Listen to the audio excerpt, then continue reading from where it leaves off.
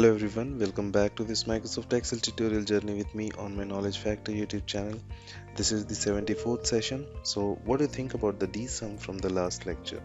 You don't have the filter, right? You don't need to do anything in the list. A function does it all for you. Now let's take the dsum even a step further. Right now we have got a single bit of criteria. We are summing up the total sales column where the category column is equal to rent.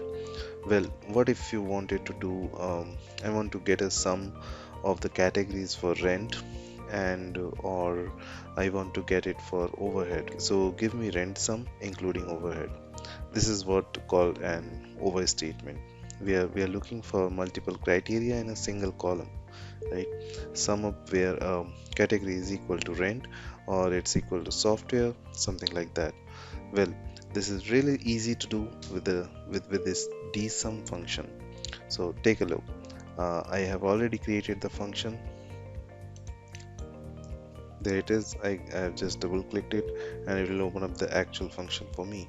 And you recall this last portion right here, I2 to I3, that is our criteria.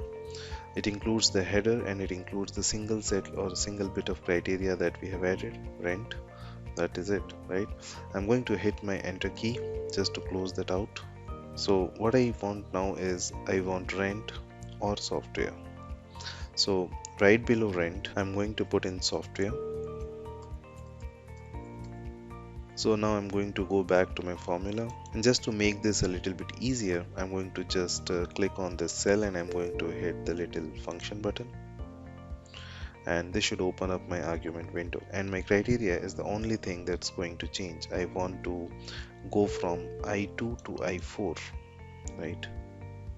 I want to include both rent or software, so I'm going to change that from I3 to I4,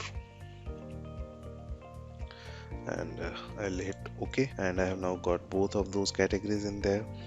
Total sum of total sales, so what's that, 88,375 is the total for both rent and software. So got both of them in there. So this is called an overstatement. This happens when you have multiple criteria on a single column. Have column header at the top, you got your criteria down below and adjacent cells. So try this one out, all criteria inside of your dsum. Thanks for watching this tutorial, and as I always say, if you really liked it and enjoying this journey, then please do like, share and subscribe my channel, and also press the bell icon to get the latest content update on this channel. Alright then, we'll meet up in the next session. In case you have any questions, any concerns, then do let me know in the comment section of this video.